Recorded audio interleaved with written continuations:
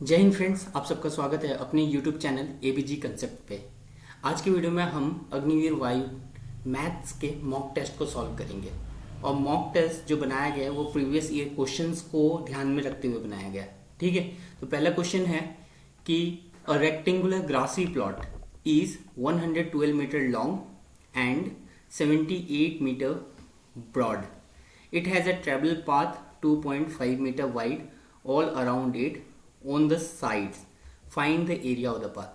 कहा गया क्वेश्चन में कि ये जो है मार्क कर लेते हैं, यहाँ पे हम मार्क कर लेते हैं, यहाँ पे A, B, C और D से मार्क कर लेते हैं। ठीक है, ये चारों कॉर्नर रेक्टेंगुलर ग्रासी प्लॉट है। ठीक है, इसके चारों ओर और इसका जो लेंथ है ना वो 112 मीटर है और जो विड्थ है ना वो 78 मीटर है। ठीक है, इसके चारों ओर ये जो है ये पाथ आप देख सकते हो, जिसको मैंने यहाँ पे मार्क कर रखा है। ये जो पाथ है, ये जो इसका विड्थ है वो है 2.5 मीटर है। ये चारों तरफ है। ठीक है, यही क्वेश्चन में दिया गया है और क्वेश्चन में पूछा गया है यही पाथ का एरिया क्या होगा। तो इसका एक तरीका है कि आप नॉर्मली इस पाथ का एरिया ऐसे छोटे छोटे रेक्टेंगल बना के कर लो। ठीक है, 4 रेक्टेंगल्स बन जाएंगे छोटे छोटे, उससे फाइंड आउट कर लो। ठीक है, या फिर बहुत इजी तरीका है कि जैसे देखो ये पाथ जैसे बनता है तो अंदर की तरफ भी एक ग्रासी प्लॉट बच जाता है, केवल घास वाला हिस्सा बच जाता है। ठीक है, ये रास्ता के बाद पाथ का मतलब जहाँ पे वॉकिंग कर सकते हो, ये जो वॉकिंग पाथ के बाद ये घास वाला एरिया बच जाता है। तो पूरा प्लॉट में से ये घास वाला एरिया को मार्क कर लिया मैंने, P, Q, R और S। तो ये P, Q, R, S वाला जो एरिया है इसको माइनस कर लेंगे तो एरिया ऑफ पाथ आ जाएगा। जैसे यहाँ पे हम लिख लेते हैं area of path equals to, जो ये प्लॉट का एरिया है उसको हमने माना है ABCD, तो ABCD ले लेते हैं, माइनस एरिया ऑफ ये जो घास का हिस्सा बचा हुआ है उसको हमने माना है PQRS। अब देखो हमें नॉर्मली तो ये बड़ा सा प्लॉट जो है ABCD, इसका तो लेंथ और विड्थ पता है, और एरिया ऑफ रेक्टेंगल क्या होता है आपका, लेंथ, एरिया का फॉर्मूला लेंथ इनटू ब्रेथ होता है। ठीक है, तो हमें बड़ा सा प्लॉट का ABCD का जो प्लॉट है उसका लेंथ भी पता है और हमें ब्रेथ भी पता है। बट ये घास वाला जो PQRS एरिया है, जो बचा हुआ घास वाला पार्ट है, PQRS का लेंथ नहीं पता। तो देखो यहाँ से 0.25 कट गया ये वाला लेंथ। ठीक है, और यहाँ से 0.25 कट गया, यानी 2.5 कट गया। ठीक है, यहाँ से तो जब यहाँ से 2.5 और यहाँ से 2.5 कट गया तो इसका लेंथ कितना बचेगा, 112 में से 2.5 प्लस 2.5 5 यूनिट होता है। ठीक है, 5 मीटर कट गया, तो 112 में से हम 5 मीटर को माइनस कर लेंगे तो ये आएगा आपका 107 मीटर। ठीक है, लेंथ। वैसे ही यहाँ से भी 2.5 मीटर कट जाएगा PS डिस्टेंस निकालने के लिए, और यहाँ से भी 2.5 मीटर कट जाएगा। तो ये 78 में से 5 माइनस होगा तो ये PS जो होगा 73 मीटर हो जाएगा। ठीक है, तो इसका ब्रेथ हो गया 73 और इसका लेंथ हो गया, जो घास वाला एरिया है उसको हम L2 और ये B2 से डिनोट करते हैं। ठीक है, वो 107 मीटर हो गया। तो यहाँ पे L1, इसको हमने L1 से मार्क किया। ठीक है, और इसको B1 से मार्क किया, तो L1 B1 होगा माइनस L2 B2 हो गया। क्लियर है ना। फिर इसके बाद पुट करते हैं वैल्यू, 112 इंटू 78 कर दिया माइनस 107 इंटू 73 कर दिया। अब देखो मल्टीप्लिकेशन का भी एक रूल है, जैसे सिंपल आप इस तरह से मल्टीप्लाई करते होगे, 112 इंटू 78 करते होगे नॉर्मली, फिर ऐसे करते होगे 8 2 जा 16, 1 कैरी हो गया, 8 1 जा 8 और 1 9 हो गया, 8 1 जा 8 और 80 बचेगा। ठीक है, और यहाँ से 7 2 जा 14, यहाँ पे हम क्रॉस लगाते हैं, 7 2 जा 14, 1 कैरी, 7 1 जा 7 और 1 8 हो गया, और 7 1 जा 7। ठीक है, तो जब हम इसको सॉल्व करते हैं तो कैसे आएगा, ये 6 हो गया। ठीक है, ये 9 और 4 13, एक हाथ में हो जाएगा, 8 8 16 और एक 17, ठीक है, एक इधर, तो 8736 आएगा। बट क्या इतना आपको करने की जरूरत है? नहीं। आपको जब भी कंपटीशन का एग्जाम देने जा रहे हो तो आपको मल्टीप्लिकेशन में कोई भी एक नंबर को पकड़ के मल्टीप्लाई करना होता है। जैसे यहाँ पे 73 इंटू 7, तो अभी 73 इंटू 7 टफ है, बट हम 70 इंटू 7 तो कर सकते हैं, 490 होगा, और 3 इंटू 7 21 हो गया, तो ये होगा 511। तो 511 का 1 लिया, 51 कैरी हाथ में ऐसे जोड़ना है आपको। फिर 73 इंटू 0 0 और 51, फिर 1 लिया, यूनिट डिजिट लेते हैं, और 5 बचेगा तो 5 कैरी हो जाएगा, ठीक है। फिर 73 1 जा 73 और 5 78। अब इसको हम माइनस करेंगे नॉर्मली, तो ये 6 में से 1 गया 5 आया, 3 में से 1 गया 2 आया, और 17 में से 8, क्योंकि देखो 7 है और ये 8 है, 7 छोटा है तो ये 1 कैरी लेगा, तो यहाँ पे 7 बच जाएगा, और 1 कैरी लिया तो यहाँ पे 17 हो जाएगा। 17 में से 8 गया तो 9 आएगा, और एरिया है तो मीटर स्क्वायर, यानी कि आपका ऑप्शन नंबर डी इसका करेक्ट आंसर होगा। ठीक है, मैं बहुत बेसिक से बता रहा हूँ, आप अगर नहीं समझते हो तो वीडियो को एक बार पॉज करके फिर रिपीट करके देखिएगा। नेक्स्ट क्वेश्चन पे चलते हैं। नेक्स्ट क्वेश्चन देखो, नेक्स्ट क्वेश्चन भी पूछा गया ही सवाल है।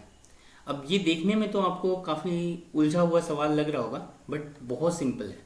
ऑफ का मतलब देखो, ऑफ का मतलब जो होता है वो मल्टीप्लाई होता है हमेशा। तो जब भी हम जहाँ जहाँ ऑफ है वहाँ पे मल्टीप्लाई लगाएंगे। 3/5 इंटू 4/7 इंटू 5/9 इंटू 21/24 इंटू 504। अब देखो ये इसलिए बहुत आसान सवाल बोला गया क्योंकि देखो नीचे का नंबर ऊपर के नंबर को इजीली कट कर देता है ऐसे सवालों में। जैसे 5, ये 5 को कट कर देगा, ठीक है। ये 3 9 को 3 बार में कैंसिल कर देगा, 7 21 को 3 बार में काट देगा, फिर 3 को काट देगा, और 4 1 जा 4 6 जा कट जाएगा। तो फाइनली क्या बच रहा है आपका 504/6 बच रहा है। जब इसको काटेंगे तो देखो 8 बार में 48, 2 बचेगा 24, और 4 बार में यानी 84 इसका करेक्ट आंसर होगा। तो ऑप्शन नंबर बी रहेगा। ठीक है, नेक्स्ट सवाल पे चलते हैं। नेक्स्ट सवाल टिग्नोमेट्री का है, और टिग्नोमेट्री में भी ये बहुत ही सिंपल सवाल है। इसको किस तरह से सॉल्व करते हैं, 2 मेथड से मैं आपको बताऊंगा। एक मेथड 1 है जो बेसिक हर कोई अपनाएगा, मेथड 2 मैं आपको बताऊंगा जो कि इस क्वेश्चन का ट्रिक है, जिसके मदद से आप जल्द से जल्द एग्जाम में सॉल्व कर सकते हैं। अब देखो हमने सबने पढ़ा होगा टेन थीटा क्या होता है। टेन थीटा हमेशा साइन बाई कॉस होता है, ये आपने पढ़ा होगा, ठीक है।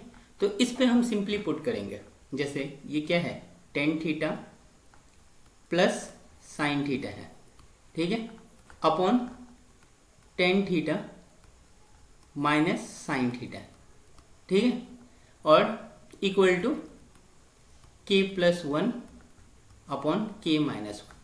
तो अब देखो सिंपल सा बात है, हम LHS लेते हैं पहले लेफ्ट हैंड साइड, यानी इक्वल टू के लेफ्ट साइड में लेते हैं, ठीक है, LHS।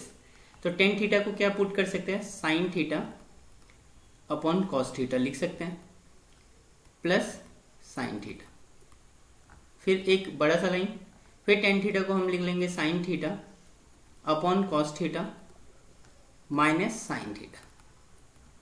अब देखो यहाँ पे भी साइन है, यहाँ पे भी साइन है, तो कॉमन निकाल सकते हैं। तो यहाँ पे साइन थीटा कॉमन ले लिया, यहाँ पे क्या आएगा 1/cos थीटा प्लस 1 आ जाएगा, और यहाँ से भी नीचे भी साइन थीटा दोनों है, तो यहाँ पे भी साइन थीटा को कॉमन ले लेते हैं, और यहाँ पे क्या बचेगा 1/cos थीटा माइनस 1 बचेगा। अब देखो ये साइन थीटा को हम काट सकते हैं। अब देखो नॉर्मली ये क्या है 1/cos थीटा क्या होता है बताइए, 1/cos थीटा, जैसे cos का उल्टा क्या बोलते हैं, 1/cos थीटा होता है sec थीटा होता है, ठीक है, ये उल्टा होता है, ठीक है। तो यहाँ पे हम 1/cos थीटा के जगह पे sec थीटा लिख देंगे, ठीक है। तो sec थीटा प्लस 1 और sec थीटा माइनस 1, क्लियर है। अब देखो राइट हैंड साइड में क्या है, यहाँ पे हम RHS जो लिख रहे हैं वो क्या लिख रहे हैं, k plus 1 upon K minus one. देखो sec theta plus one, sec theta minus one, K plus one, K minus one, दोनों को इक्वेट करेंगे तो के का वैल्यू क्या आएगा, सेक थीटा आएगा। ठीक है, तो ये हमारा बेसिक एक तरीका है। ऑप्शन नंबर यहाँ पे आपका सी करेक्ट आंसर होगा। बट मैं बोलूँ कि इस क्वेश्चन को बहुत जल्दी सॉल्व कर सकते थे, कैसे, मेथड 2 के हिसाब से। यहाँ पे मैं थोड़ा जगह बना देता हूँ और यहाँ पे मेथड 2 को मैं बताता हूँ। मेथड 2 कुछ नहीं है, एक रूल्स बोलते हैं हम, कॉम्पोनेंडो और डिविडेंडो रूल बोलते हैं। ठीक है, रूल क्या कहता है, जब भी ए बाई बी बराबर सी बाई डी हो, यानी रेशियो बराबर हो, तब हम A plus B upon A minus B equal to C plus D upon C minus D लिख सकते हैं, यानी ये भी सही होगा। ठीक है, तो यहाँ पे देखो टेन को, अगर टेन थीटा को ए मानते हैं, साइन थीटा को बी मानते हैं, ठीक है, और के को सी मानते हैं और वन को डी मानते हैं, तो हम सीधी सी बात बोल सकते हैं A plus B A minus B, C plus D C minus D. तो इसको हम ये भी लिख सकते हैं, सीधी सी बात है, उल्टा चलना है रूल के हिसाब से, उल्टा, रिवर्स भी ट्रू है। तो हम ये लिख सकते हैं tan theta upon sine theta equal to K by one. अब देखो टेन थीटा की जगह पुट करो, क्या लिखेंगे, sine theta by cos theta लिखेंगे। Sine theta by cos theta लिखा टेन की जगह, इंटू साइन थीटा, ठीक है, इक्वल्स टू के। वन तो लिखे या ना लिखा बराबर है, साइन से साइन कट जाएगा, वन बाई कॉस बचेगा, और वन बाई कॉस क्या होता है, सेक थीटा होता है। तो बहुत जल्दी ये क्वेश्चन बन गया, 2 लाइन का क्वेश्चन था। तो ये एक मेथड 2 है जो कि शॉर्ट ट्रिक है। नेक्स्ट क्वेश्चन पे चलते हैं। नेक्स्ट क्वेश्चन क्या है कि in examination 40% of student failed in English, 20% failed in maths, if 10% of the student failed in both, मतलब दोनों इंग्लिश और मैथ में फेल होते हैं, तो what percent of student passed in both the subject. तो इस पे जो इस टाइप के क्वेश्चंस हैं, देखो 40%, जैसे ये हमारा मैथ्स है, इंग्लिश है, ठीक है, और ये हमारा मैथ्स है, तो 40% तो फेल हो गया आपका इंग्लिश में, 20% जो फेल हो गया मैथ में हो गया, और ये जो बोथ है, यानी ये हिस्सा है जहाँ इंग्लिश और मैथ्स में दोनों, कुछ स्टूडेंट्स ऐसे होंगे जो दोनों में फेल हैं, वो है 10% का हिस्सा है जो बोथ में फेल है। तो देखो ऐसे सवालों में ये जो है ना, बोथ 10% ऑफ स्टूडेंट फेल्ड, तो हम हमेशा फेल्ड का ही डेटा लेंगे, पास का डेटा नहीं लेंगे। ठीक है, तो ये जो डेटा है ये हमारा फेल का डेटा है।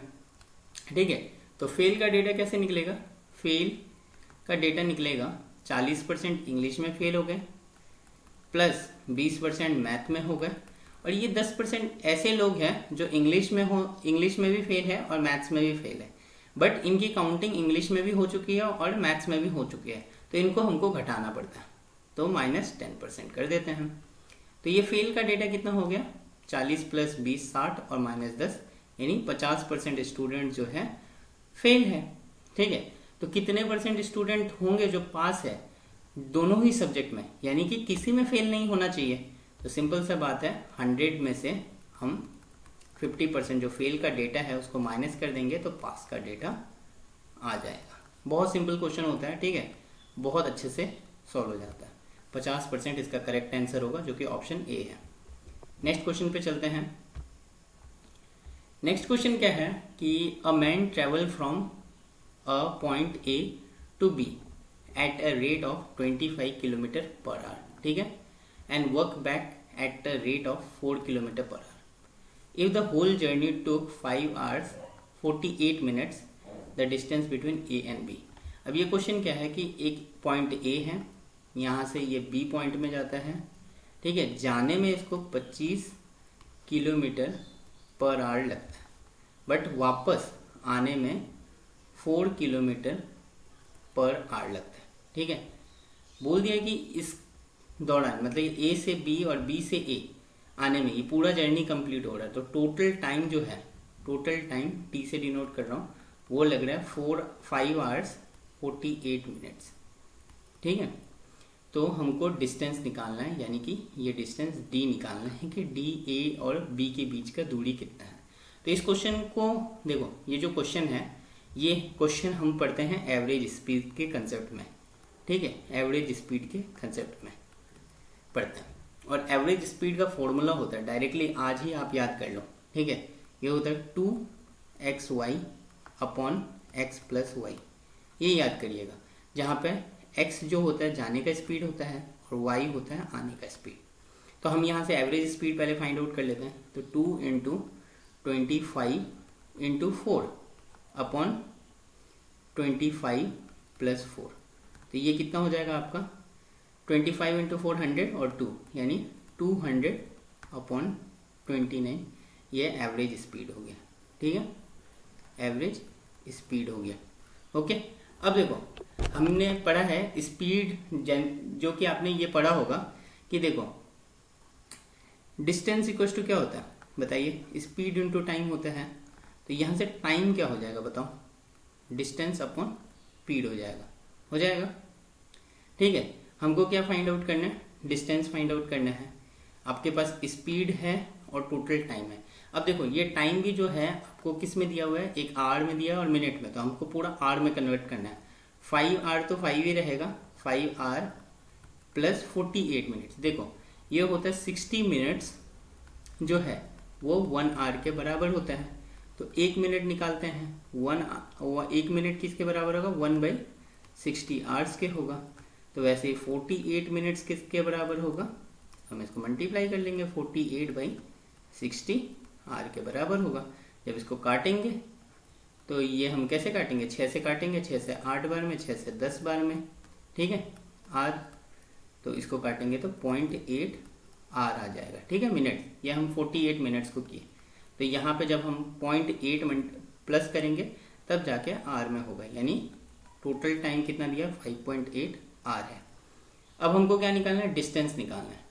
डिस्टेंस क्या होगा, हमेशा देखो स्पीड इंटू टाइम होता है, और यहाँ पे एवरेज स्पीड है 200 अपॉन 29 और टाइम कितना है 5.8 आर। अब इसको पहले ये पॉइंट हटाते हैं, 0 बिठाते हैं नीचे, इसको काटेंगे, ये 2 बार में कट जाएगा, 1 0 से ये 1 0 कट गया, ये d इक्वल्स टू 40 किलोमीटर हो गया। क्या ये 40 किलोमीटर ही डिस्टेंस है, नहीं, क्यों नहीं है, क्योंकि देखो टोटल डिस्टेंस है ना ये टोटल, तो जाने का d और आने का d, यानी ये जो d है यहाँ पे एक साइड का नहीं है ये, यानी कि ये देखो d1 प्लस d2 है, तो यहाँ पे हम d और ये दोनों बराबर ही है, तो यानी कि d equals to d1 plus d2, यानी कि d इक्वल्स टू 2d1, ठीक है, क्योंकि d1 और d2 दोनों बराबर है, ठीक है। तो यहाँ पे d के जगह हम क्या लिखेंगे, 2d1 इक्वल्स टू 40 और d1 इक्वल्स टू आपका 20 किलोमीटर हो जाएगा। तो ये आपका option number C correct answer होगा, ठीक है। नेक्स्ट क्वेश्चन पे चलते हैं। नेक्स्ट क्वेश्चन क्या है, प्रॉफिट और लॉस का क्वेश्चन है। देखो हमेशा प्रॉफिट और लॉस में एक चीज आप पढ़ोगे, एक तो पढ़ोगे कॉस्ट प्राइस पढ़ोगे, ठीक है, और एक पढ़ोगे आप सेलिंग प्राइस पढ़ोगे। कॉस्ट प्राइस वो प्राइस होता है जिस अमाउंट पे आप खरीदते हो या खरीदने वाला प्राइस, और सेलिंग प्राइस का मतलब आपने कितने रुपए में बेचा, यानी बेचने वाला प्राइस। और इन दोनों का ही डिफरेंस जो होता है, डिफरेंस यानी कि कॉस्ट प्राइस में से सेलिंग प्राइस को माइनस करोगे तो वो आ जाएगा आपका प्रॉफिट आ जाएगा, ठीक है। तो यहाँ पे देखो कि कॉस्ट प्राइस कितना है, 9 बुक को खरीदा 18 रुपए में, तो 18 कॉस्ट प्राइस है, तो इनका हम रेशियो ले लेते हैं कॉस्ट प्राइस और सेलिंग प्राइस का। बेचा कितना, 20 रुपए में, डिफरेंस कितना 2 रुपए का, ठीक है। प्रॉफिट परसेंट निकालना है, 2 रुपए का तो प्रॉफिट हुआ कितने रुपए पे, 18 रुपए पे, इंटू 100 कर देंगे। अब इसको काटेंगे 1/9 हो जाएगा, ठीक है। और 1/9 क्या होता है आपका, देखो 100/9 हो जाएगा। हालांकि 1/9 का जैसे हम फ्रैक्शन और परसेंटेज पढ़ते हैं तो वो होता है 1/9% होता है, बट इसको भी अगर काटोगे तो डायरेक्टली यही आएगा। देखो ये आएगा 99 11 बार में, एक बचेगा तो 1/9% हो जाएगा, यानी ऑप्शन नंबर सी इसका करेक्ट आंसर होगा। ठीक है, नेक्स्ट क्वेश्चन पे चलते हैं। नेक्स्ट क्वेश्चन जो है इसको हमको सिंप्लीफाई करना। सिंप्लीफाई कैसे करेंगे? देखो सबसे पहले ना हमें स्टार्ट करना पड़ता है बॉटम से स्टार्ट करना पड़ता है, यानी हमको 2 + 1/4 को सॉल्व करना है सबसे पहले। तो 4 एलसीएम हो जाएगा, ठीक है, इसके नीचे 1 है, फिर हम डिवाइड करते हैं 4, और 4 देखो 1 को 4 से डिवाइड करेंगे तो 4 आएगा, और 4 को 2 से मल्टीप्लाई करते हैं तो ये 8 हो जाएगा प्लस 1, यानी 9/4 हो गया। ये स्टेप 1 है, ठीक है। फिर नेक्स्ट स्टेप में क्या करेंगे? देखो ये जब भी हमारा 1/9/4 है, ठीक है, क्योंकि देखो इसके यहाँ पे देखो 3 + 1 ये है ना, इसका वैल्यू तो 9/4 है, तो 1/ये, तो ये हमेशा क्या होगा? रेसिप्रोकल हो जाएगा। क्यों होगा रेसिप्रोकल? रेसिप्रोकल का मतलब उल्टा कर देंगे। क्यों करेंगे? देखो कंसेप्ट यही बोलते हैं कि 1 है, ठीक है, और ये डिवाइड का सिंबल 9/4 है, ठीक है। अब देखो डिवाइड में क्या होता है, 1 तो ऐसे ही रहेगा, ये डिवाइड की जगह साइन मल्टीप्लाई का हो जाएगा और ये उल्टा हो जाता है, 4/9 हो जाता है। जब इसको देखेंगे तो ये हो जाएगा 4/9। इसीलिए हम बोलते हैं यहाँ पे रेसिप्रोकल कर देते हैं, रेसिप्रोकल बोलते हैं, ठीक है, रेसिप्रोकल कर देते हैं। रेसिप्रोकल का मतलब उल्टा कर देते हैं। तो जब अब यहाँ पे हमारा नेक्स्ट स्टेप में क्या बचेगा? 3 बचा प्लस यहाँ पे 4/9 कर दिया, यानी 9/4 था। इनको ऐड करने के बाद तो इसको उल्टा कर देंगे तो 4/9। इसको सॉल्व करेंगे, 9 एलसीएम हो जाएगा, इसके नीचे 1 यानी 1 से 9 डिवाइड करेंगे तो 9 इंटू 3 करेंगे, जो बचेगा 9 इंटू 3 करेंगे 27 प्लस 4 यानी 31 हो गया। अब फिर नेक्स्ट स्टेप में क्या करेंगे? ये उल्टा कर देंगे थर्ड में, ठीक है, थर्ड स्टेप में फिर उल्टा कर देंगे 1 + 9/31, ठीक है। फिर इसको एलसीएम लेंगे तो 31 + 9 यानी 40। अब देखो यहां तक हमारा सॉल्व हो गया। अब ये बचा क्या? 5 जैसे यहाँ पे 1 था ना, यहाँ पे बचेगा 5/40/31। तो अभी देखो क्या करेंगे, ये 5 ऐसे ही रहेगा, ठीक है, उल्टा कर देंगे 31/40 कर देंगे, ठीक है।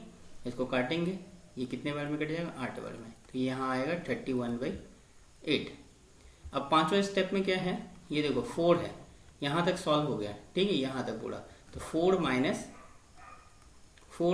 31/8, तो हम 8 एलसीएम ले लिए, ठीक है। यहाँ 1 से 8 डिवाइड किया 8 इंटू 4 32 - 31 यानी आपका 32 - 31 यानी 1/8 इसका करेक्ट आंसर होगा, ठीक है, जो कि यहाँ पे ऑप्शन बी है। नेक्स्ट क्वेश्चन पे चलते हैं। नेक्स्ट क्वेश्चन क्या है? 3 cubes of volume 1 centimetre cube, 216 centimetre cube and 512 centimetre cube are melted. Melt कर दिया, पिघला दिया गया, ठीक है, जिससे कि देखो यहाँ पे आप देख सकते हैं एक 1 सेंटीमीटर का क्यूब है, ये आपका ये 1 सेंटीमीटर का क्यूब है, ये 216 सेंटीमीटर क्यूब है, ठीक है, और ये 512 सेंटीमीटर क्यूब है। इनको मेल्ट करके एक बड़ा क्यूब बनाया गया है, यहाँ पे आप देख सकते हैं, ठीक है। तो इनका जो वॉल्यूम होगा, कंसेप्ट यही है कि जब भी 3 छोटे छोटे क्यूब को मेल्ट करके बड़ा क्यूब बनता है तो वॉल्यूम जो होता है ऐड हो जाता है। तो वॉल्यूम जो होगा न्यू क्यूब का, वॉल्यूम ऑफ न्यू क्यूब, ठीक है, जो बड़ा वाला क्यूब है वो होगा volume of cube 1 plus volume of cube 2 plus volume of cube 3, ठीक है। तो अब हमारा वॉल्यूम ऑफ क्यूब 1 क्या है? आपका 1 + 216 + 512। अब इसको ऐड कर लेते हैं। देखो 2 + 6 8 और 1 9 हो गया, ठीक है, 1 + 1 2 हो गया और 2 + 5 7 हो गया। ये सेंटीमीटर क्यूब हो गया वॉल्यूम ऑफ ये बड़ा वाला क्यूब का, आपका 729 सेंटीमीटर क्यूब हो गया। अब देखो क्या है, पूछा साइड नहीं किया, डायगोनल ऑफ क्यूब बोला गया। तो देखो डायगोनल ऑफ क्यूब क्या होता है पता है, √3 साइड ऑफ क्यूब। हम यहाँ से क्या निकाल देंगे, वॉल्यूम ऑफ क्यूब का फॉर्मूला होता है ए क्यूब होता है, यानी साइड का क्यूब हो गया, ठीक है। तो ए इक्वल्स टू क्या हो जाएगा आपका, क्यूबिक रूट होगा, ठीक है, 729। अब 729 सबको पता होगा, जब भी हम क्यूब पढ़ते हैं, जैसे 1 का क्यूब, 2 का क्यूब, ठीक है, तो 1 का क्यूब 1 ही रहता है, 2 का क्यूब 8 हो जाता है, 3 का क्यूब 27 हो जाता है, ठीक है, 27। वैसे ही डॉट डॉट डॉट अगर हम 9 का क्यूब पढ़ते हैं तो वो होता है 729। तो यहाँ पे हमारा a बराबर 9 हो जाएगा, ठीक है। तो यहाँ से हम d भी निकाल सकते हैं, d इक्वल्स टू √3 इंटू 9, यानी d इक्वल्स टू 9√3। तो ये हमारा मॉक टेस्ट था, ये सेंटीमीटर में रहेगा। मॉक टेस्ट 1 कंप्लीट होता है। अगर अच्छे लगे तो वीडियो को लाइक कीजिए और चैनल पर नए हैं तो चैनल को सब्सक्राइब जरूर कीजिए।